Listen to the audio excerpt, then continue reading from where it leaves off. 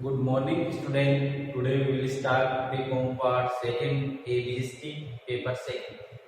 अपना टॉपिक है contract costing का और कॉन्ट्रैक्ट कॉस्टिंग में आज हम स्टार्ट करेंगे question number 21 very most. Last class में हमने क्वेश्चन नंबर 20 किया था, उसमें भी मैंने आपको मोस्ट बोला था कि ये क्वेश्चन वेरी मोस्ट है। इसमें भी आपको बता रहे हैं क्वेश्चन नंबर 21 है, ये भी वेरी मोस्ट। देखिए कॉन्ट्रैक्ट अकाउंट स्टार्ट हमने किया था, उस समय भी आपको बताया था कि कॉन्ट्रैक्ट अकाउंट्स क्रिएट करने के लिए अलग अलग टाइप के क्वेश्चन अपने को मिलेंगे। स्टार्टिंग में जो क्वेश्चन थे वो नॉर्मल थे, इसके बाद आपने ए बी सी अलग अलग कॉन्ट्रैक्ट एक ही क्वेश्चन में एक से अधिक कॉन्ट्रैक्ट अकाउंट क्रिएट किए। इसके बाद आपने मोर ईयर के जैसे 4 ईयर का कॉन्ट्रैक्ट अकाउंट क्रिएट किया और लास्ट अपना जो टाइप्स है वो एस्टिमेटेड कॉन्ट्रैक्ट अकाउंट क्रिएट करना है, एस्टिमेटेड प्रॉफिट की है। इसमें अपने जो 4 फॉर्मूले हैं या 4 नियम है, रूल्स है, वो अप्लाई नहीं होते हैं। इसमें एस्टिमेटेड प्रॉफिट कैलकुलेट किया जाता है और एस्टिमेटेड प्रॉफिट कैलकुलेट करके फॉर्मूला क्रिएट किया जाता है। फॉर्मूला भी कोई सेम नहीं है, जैसे लास्ट जो मैंने क्लास में उसमें आपको फॉर्मूला लिखाया था, profit equal estimated profit into cash received बटे work certified into work certified divide by contract price. ये लिख रहा था, तो ये कोई फिक्स नहीं है। जैसे क्वेश्चन नंबर 21 करेंगे, उसमें आपको कहेगा कि वो वर्क सर्टिफाइड है, कॉन्ट्रैक्ट प्राइस से लिंक करता है, उसके अकॉर्डिंग अपने को फॉर्मूला क्रिएट करना है। कि आपको कहे ना इनडायरेक्ट क्वेश्चन में बोल देता है कि वर्क सर्टिफाइड या cash receive work contract price से लिंक करता है, ठीक है, तो उसके अकॉर्डिंग अपने को करना है। तो इस प्रकार से आपको इनडायरेक्ट से आपको क्वेश्चन में बता सकता है कि वर्क सर्टिफाइड है वो किससे अपने को करना है, वर्क सर्टिफाइड को कॉन्ट्रैक्ट प्राइस से करना है या कैश रेशियो से करना है, ठीक है।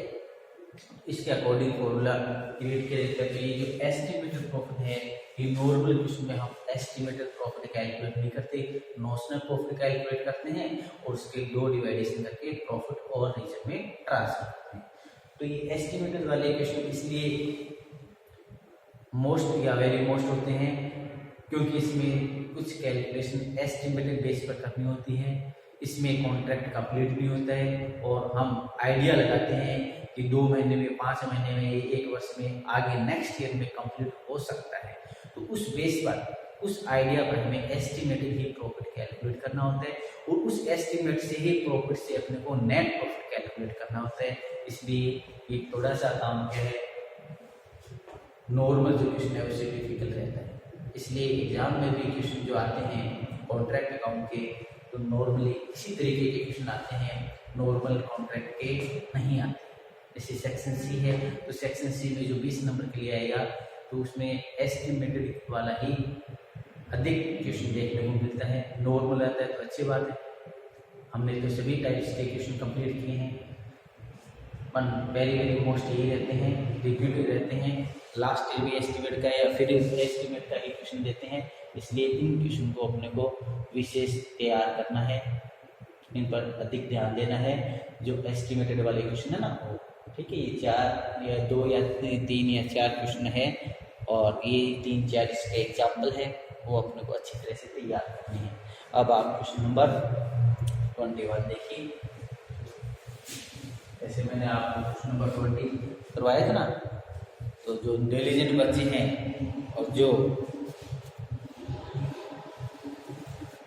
क्वेश्चन नंबर 20 जिसके समझ में आ गया है, उन्होंने शायद प्रयास भी किया होगा क्वेश्चन नंबर 21 करने का, क्योंकि एस्टिमेटेड वाला ही है। जैसे मैंने क्वेश्चन नंबर 20 करवाया है वैसे इसको कंप्लीट करेंगे, ठीक है। नहीं किया है तो देखिए आप, अपने पास एक्स एंड वाई कॉन्ट्रैक्टर है, कंपनी का नाम, फर्म का नाम है एक्स एंड वाई, कंस्ट्रक्टर है,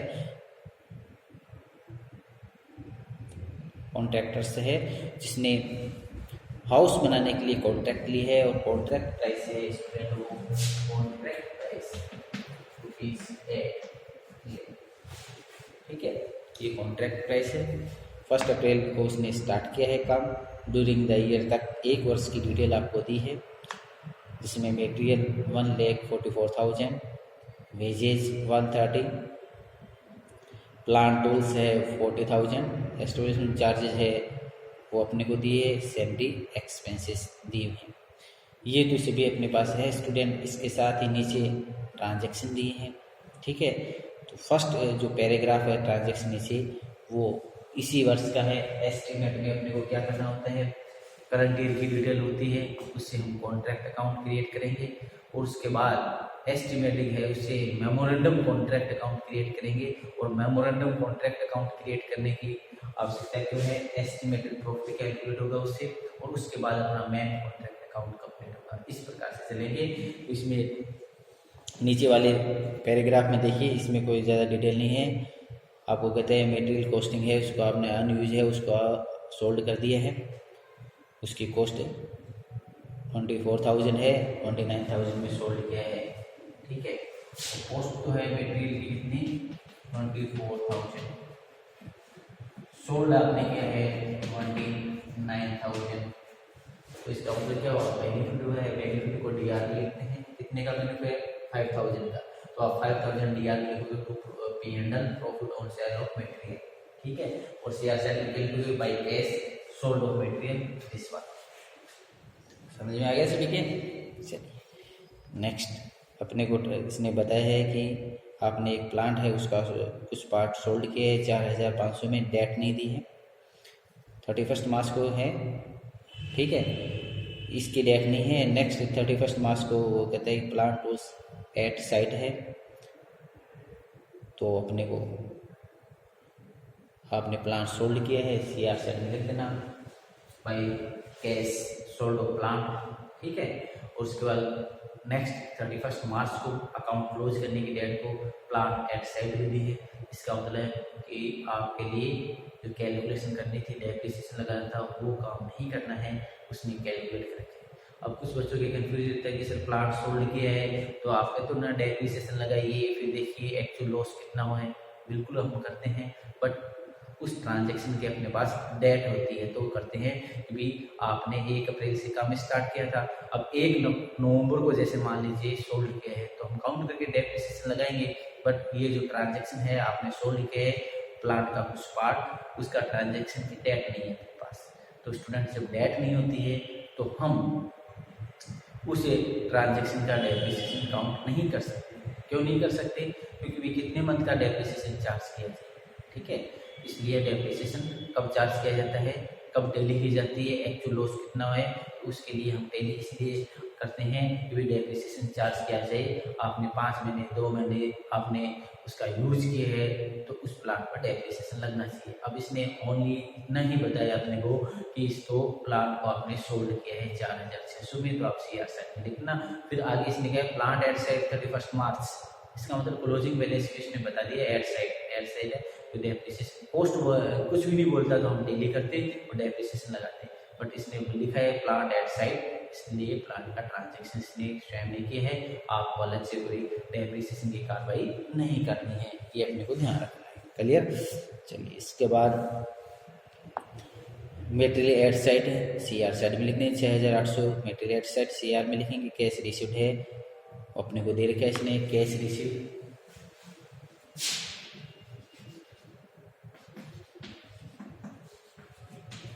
और इसमें लिखा है 80% of work certified, means work certified कितना होगा, कैश रिसीव्ड डिवाइडेड बाय 80 ना, ठीक है। तो इस प्रकार से वर्क सर्टिफाइड की कैलकुलेशन अपन करेंगे। ये कैलकुलेशन करेंगे तो ये वर्क सर्टिफाइड जो हम अकाउंट वर्क इन प्रोग्रेस में लिखेंगे ना, work in progress certified, this one uncertified अपने को दिया इसने 43,800, ये लिखेंगे। तो ये पैराग्राफ है, ये कॉन्ट्रैक्ट अकाउंट में ही अपने को लिखें। अब नीचे जो है पैराग्राफ उसमें आप आराम से इसको पढ़िए करिए। और एस्टिमेटेड के बारे में बता रहे हैं कि नेक्स्ट ईयर दिसंबर में अकाउंट क्लोज होगा, 31 मार्च को अकाउंट क्लोज करेंगे हम 1 अप्रैल से, और नेक्स्ट ईयर कब होगा, 31 दिसंबर को ये अकाउंट क्लोज होगा। उसमें मटेरियल इतने एक्स्ट्रा और लगेंगे, वेजेस लगेंगे, एक्सपेंसेस लगेंगे, वो सभी ट्रांजेक्शन बिल्कुल सिंपल वे में इसने बता रखे हैं। वो हम मेमोरेंडम कॉन्ट्रैक्ट में यूज करेंगे, वो आप आगे वाला पैराग्राफ पढ़ लेना। हम नॉर्मल जो पॉइंट्स दे रखे हैं वो अपन लिखते हैं। Start.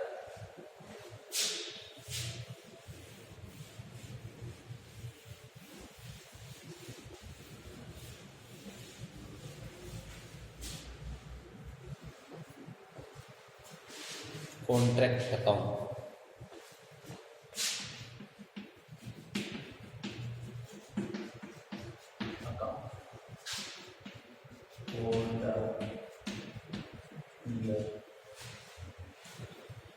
for the year ending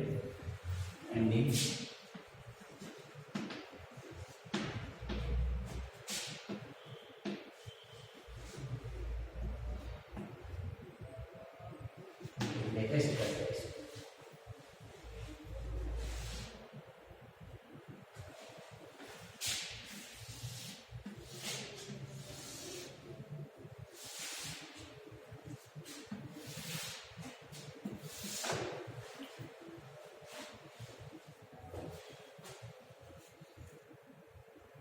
अब अपने को क्या करना है, 1 अप्रैल से 31 मार्च तक की जो डिटेल है, एक्सपेंसेस है, क्लोजिंग बैलेंसेज है, वो अपने को लिखनी है। जैसे मटेरियल, ये देखो अपने को 500 एक्सपेंसेस दे रखे हैं, डायरेक्ट अपने को देख के लिखने हैं।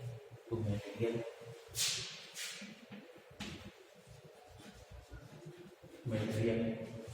अब मटेरियल किस में स्टूडेंट है, 1,44,000। इसके बाद नेक्स्ट एक्सपेंसेस है, वो है अपने पास वेजेज 31 की है।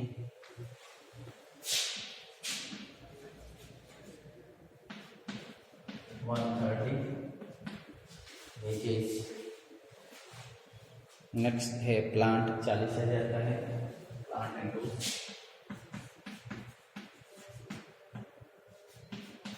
40,000।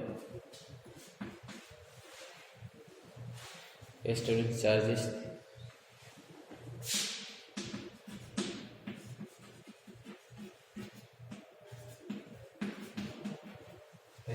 चार्जेस है वो 23,400 और सैलरी एक्सपेंसेस है अपने को दिए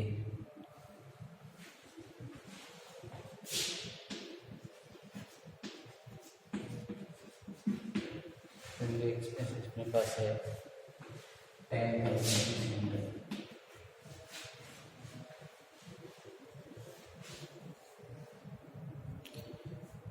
ये तो एक्सपेंसिव स्टूडेंट अपने को दे रखे थे, एज इट इज हमने नोट किए हैं।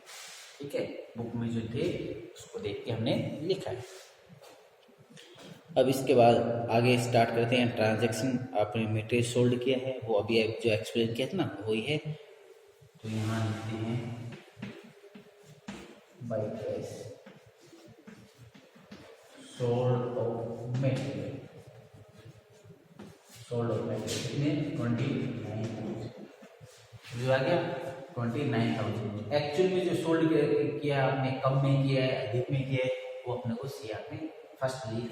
ठीक है, फिर टैली अपने को बाद में करनी है कि इससे लॉस हुआ है या प्रॉफिट हुआ है। एक्चुअल अमाउंट जो आपने कलेक्ट की है वो पहले आप लिख दीजिए बाई कैश। क्लियर। अब कुछ बच्चों की कंफ्यूज रहता है, इसे 24,000 का है, 29,000 लिखिए 24,000। बेटा पहले अपने को जो आपने कलेक्ट किए हैं, जो भी आपने सोल्ड किया है मटेरियल प्लांट, जो कलेक्ट अमाउंट है वो लिख दीजिए बाई कैश के नाम से। फिर आप टैली करिए, उससे देखिए कि लॉस है या प्रॉफिट। अब टैली कैसे, कॉस्ट होगी और सेलिंग प्राइस, उससे टैली कंपेयर करके देखिए, उससे आपको पता चलेगा प्रॉफिट है या लॉस। प्रॉफिट है लिया, लॉस है सीआर, किससे, पीएनएल के नाम से। ठीक है, तो यहाँ into profit and loss account, यहाँ लिख देते हैं profit on sold off material, profit on sold off material कितने का, 29,000 में सोल्ड किया है, 24,000 कितने का बेनिफिट है, 5। ठीक है, इस प्रकार से अपने को टैली करके रखना है। फिर आपने प्लांट का सोल्ड किए हैं तो यहाँ लिख देते हैं by case sold off plant,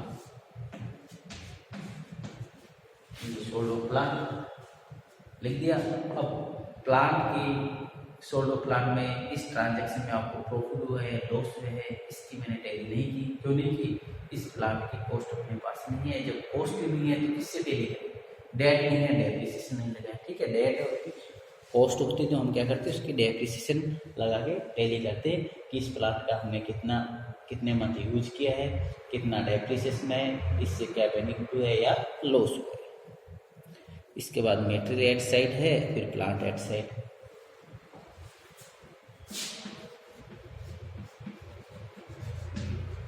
material at site एक है प्लांट एट साइड, ठीक है। तो स्टूडेंट मेटेरियल एट साइड है वो अपने को दिया इसने 800 और प्लांट एट साइड है वो 12,400 है। इसके बाद अपने को लिखना है लास्ट अपना है work in progress, WIP work in progress. इसमें आप सर्टिफाइड और अनसर्टिफाइड लिखते हो। तो वर्क सर्टिफाइड अभी आपको कैलकुलेट करके मैंने बताया था ना, वर्क सर्टिफाइड कितना है वो, वर्क अनसर्टिफाइड। तो वर्क अनसर्टिफाइड अपने पास क्वेश्चन में है।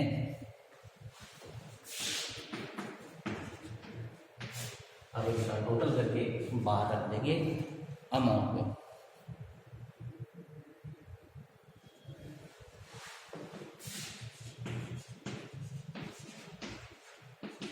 ठीक है, हो गए।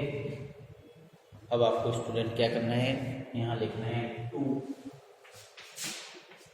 बैलेंस शीट, अंतर आएगा वो अपनी यहाँ लिखेंगे यहाँ, ठीक है। इसके बाद यहाँ नोशनल प्रॉफिट, ये क्या आएगा आपका नोशनल प्रॉफिट। अब आप फटाफट इसको नोट करिए, ये आपका टोटल करिए, ये टोटल यहाँ पुट करिए और डिफरेंस कितना है, अंतर कितना है वो देखिए।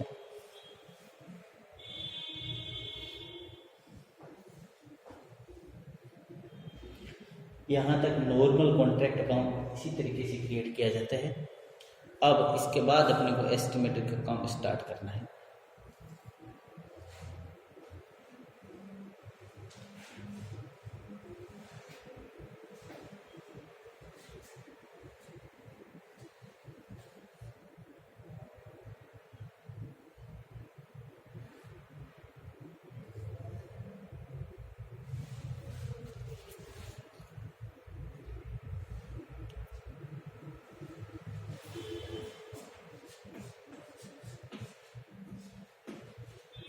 इसका टोटल है, ये टोटल यहाँ पुट करेंगे। अब डीआर की जो एक्सपेंसेस है इसमें से लेस करेंगे और फिर अंतर देखेंगे। टोटल है 4,46,600।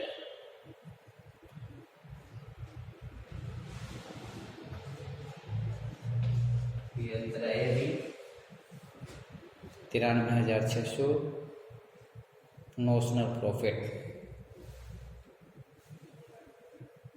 93,600। अब जो ये नोशनल प्रॉफिट है इसको अपने को क्या करना है, प्रॉफिट और रीजन में ट्रांसफर करना है। अभी प्रॉफिट और रीजन में कितना ट्रांसफर करना है, इसके लिए फॉर्मूला क्रिएट करना है और जो फॉर्मूला क्रिएट करेंगे उसमें एस्टिमेटेड प्रॉफिट की रिक्वायरमेंट है अपनी। तो एस्टिमेटेड प्रॉफिट हम कैलकुलेट करने के लिए मेमोरेंडम कॉन्ट्रैक्ट अकाउंट क्रिएट करेंगे।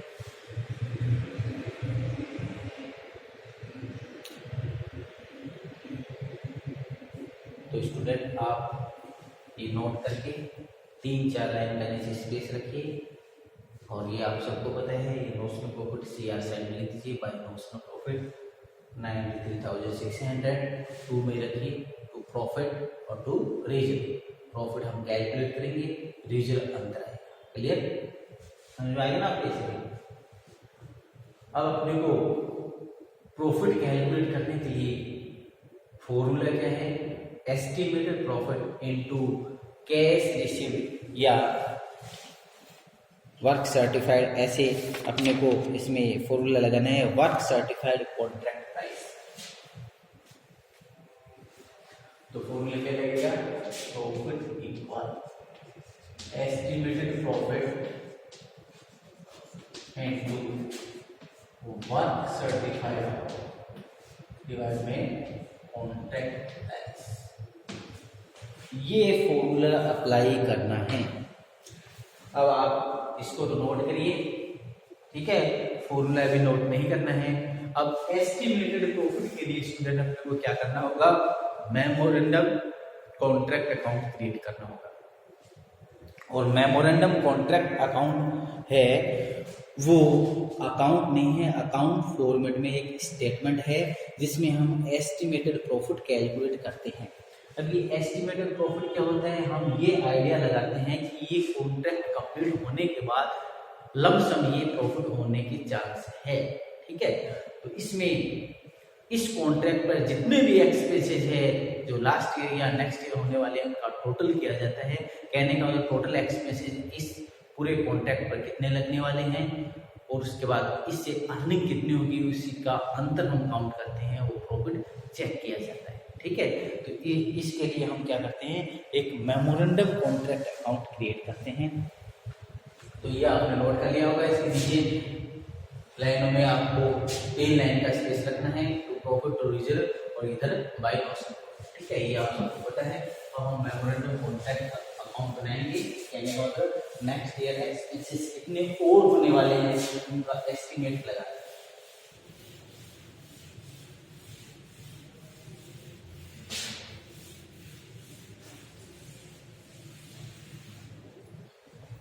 नेक्स्ट ईयर कितने एक्सपेंसेस होंगे, एक वर्ष तक हमने एक्सपेंसेस जितने किए वो नोट कर लिए हैं, उससे नोट्स में कैलकुलेट हो चुका है अपना। अब हम ये 31 मार्च तक का काम कंप्लीट है। अब अपने को इस क्वेश्चन में आगे पैराग्राफ आपने पढ़ा होगा तो देखा होगा कि आगे ये इसी वर्ष 31 दिसंबर को कंप्लीट होगा, मतलब 1 अप्रैल से दिसंबर तक की कैलकुलेशन और करनी है। उसके बाद ये कॉन्ट्रैक्ट कंप्लीट होगा और उसमें क्या क्या एक्सपेंसेस लगेंगे वो सभी पॉइंट वाइज इसने बता रखे हैं। और ये फॉर्मूला जो हमने बताया है इसमें बता रखा है, वर्क सर्टिफाइड जो लिंक है वो कॉन्ट्रैक्ट प्राइस से है, इसलिए इसका फॉर्मूला ये क्रिएट किया जाएगा, ठीक है। तो यहाँ लिखते हैं मेमोरेंडम कॉन्ट्रैक्ट,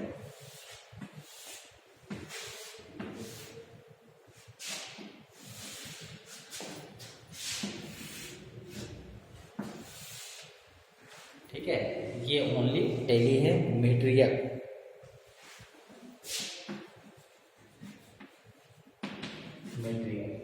अब मटेरियल में अपने को बताना है कि लास्ट ईयर कितना है, करंट ईयर कितना है। तो मैं आपको बता देता हूँ।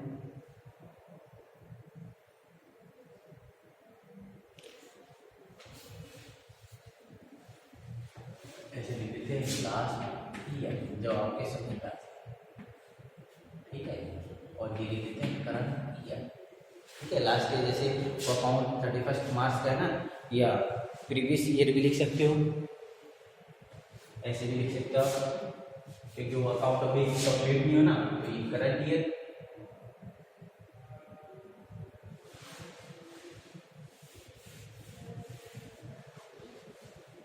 करंट ईयर और नेक्स्ट ईयर, ठीक है। एनी लिख देते हैं नेक्स्ट स्टेटमेंट, नेक्स्ट ईयर, ठीक है। कितने और लगने वाले हैं एसेसमेंट, तो करंट ईयर में तो लगे हैं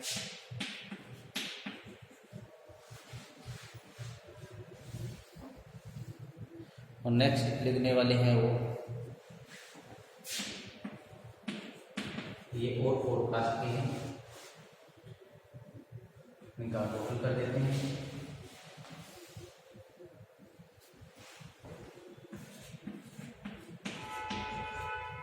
लेस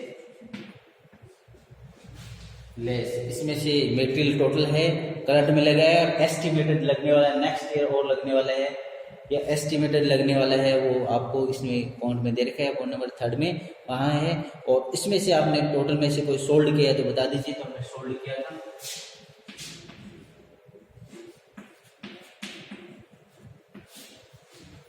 24,000 का हमने सोल्ड किया है, और यहाँ लिख देते हैं, ठीक है। मटेरियल करंट ईयर में लगा, ये नेक्स्ट ईयर लगेगा या एस्टिमेटेड कितना और लगेगा, टोटल हो गया, ये सोल्ड किया है। ये अब कुछ बच्चों के कंफ्यूज चल रहे हैं कि सर सोल्ड किया है 29,000, आपने 24,000 क्यों लिखे? तो बेटा इसमें ऑन कॉस्ट लिखा जाता है, ठीक है। आपने कितने में सोल्ड किया, कम भी कर सकते हो, आप अधिक भी कर सकते हो, पर ये सभी कॉस्ट की कैलकुलेशन है, इसलिए कॉस्ट ही लेस कर, ठीक है। ये जो है मटेरियल की कहानी कि इस कॉन्ट्रैक्ट को कंप्लीट करने के बाद इस पर जो एक्सपेंसेस टोटल लगेगा वो है 2,57,200 मटेरियल के लगेंगे। इसी प्रकार से वेजेज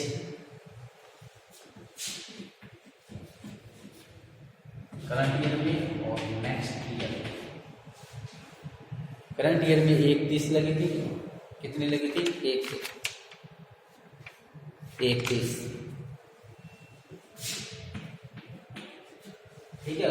और एस्टिमेटेड और लगेगी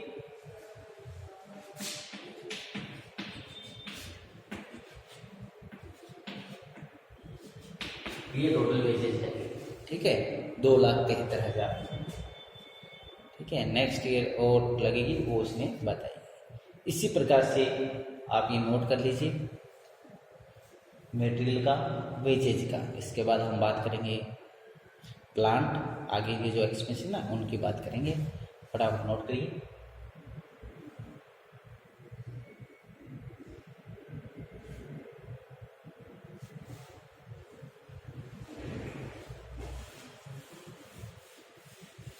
इसमें डीआर के आइटम ठीक है, सीआर में तो ओनली कॉन्ट्रैक्ट प्राइस रखना है, जो अपनी कॉन्ट्रैक्ट फिनिश होता है ना तो कॉन्ट्रैक्ट प्राइस है वो कलेक्ट होती है। तो प्लांट की टेली और करवा देते हैं हम। देखिए प्लांट में लास्ट ईयर करंट ईयर और नेक्स्ट ईयर 40 था और इसे 50। लास्ट ईयर नेक्स्ट ईयर लिख दिया। इसके बाद सोल्ड कर किया है आपने वो लेस कर देते हैं। लेस सोल्ड ये अमाउंट थी सोल्ड करने की वो है।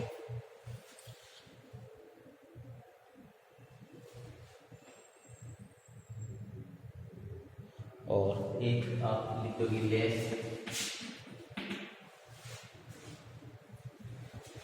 लास्ट में ये स्क्रैप के रूप में अपने पास रहेगा। स्क्रैप के रूप में 6,000 और रहेगा। स्क्रैप लास्ट में जो प्लांट रहेगा स्क्रैप के रूप में वो 6,000। इस प्रकार से ये प्लांट यूज किया गया है 79,400। ठीक है, किसी भी ट्रांजेक्शन आपको नीचे दी हुई है वहाँ से आपको देखना है। इसी प्रकार से एस्टिमेटेड चार्जेस है, एस्टेब्लिशमेंट चार्जेस दे रखे हैं वो दोनों वर्ष के टोटल करके लिखिए।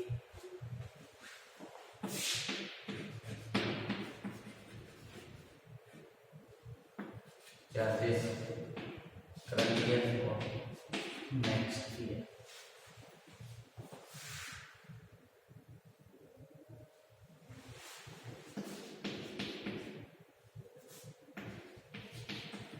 पेज 400 है करंट ईयर का और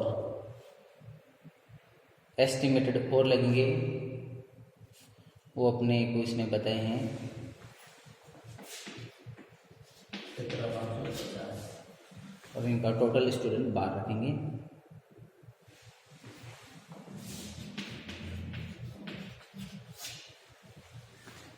$40,950। अब आपको स्टूडेंट इसने कहा है कि एक प्रोविजन और क्रिएट करना है, प्रोविजन और क्रिएट करना है। तो आप क्या करोगे, अभी तक जो एक्सपेंसेस है उसका टोटल करना, वो तो कहता है टोटल अमाउंट, तो टोटल अमाउंट में प्रोविजन इंक्लूड होगा, जब होगा टोटल अमाउंट 2.5 प्रोविजन क्रिएट करना है, क्योंकि और भी एक्सपेंसेस लग सकते हैं, इसलिए 2.5 टोटल कॉस्ट का है। टोटल कॉस्ट अपने पास नहीं है अभी तक, जो भी है इसमें टोटल, इसमें प्रोविजन ऐड करेंगे तो आएगी टोटल कॉस्ट। तो अभी तक का आप टोटल करिए और उस पर आपको प्रोविजन करना है। तो इस प्रकार से प्रोविजन 2.5 डिवाइड में 97.5 इंटू ये टोटल अमाउंट है, ये रखें। और फिर इतना प्रोविजन फॉर कंटीजेंसीज, समझ में आ रही ना? यस, इनका टोटल करना है, उस पर प्रोविजन क्रिएट करना है। तो लिखोगे आपको प्रोविजन फॉर कंटीजेंसीज, ये कैलकुलेशन 2.5 स्टूडेंट 2.5 डिवाइड में 97.5 इंटू दिस वन, फिर यहाँ लिखे और यहाँ लिखना कॉन्ट्रैक्ट प्राइस 8 लाख है। और इसके बाद प्रोविजन फॉर कंटीजेंसीज और इसके बाद आप एस्टिमेटेड प्रॉफिट कैलकुलेट करना, ठीक है? एस्टिमेटेड प्रॉफिट कैलकुलेट करना और एस्टिमेटेड प्रॉफिट आए वो इसमें वैल्यू पुट कर देना। इस प्रकार से इक्वेशन कंप्लीट होगा। समझ में आ गया ना आपके? तो ये इक्वेशन आप कंप्लीट करना। थैंक्स।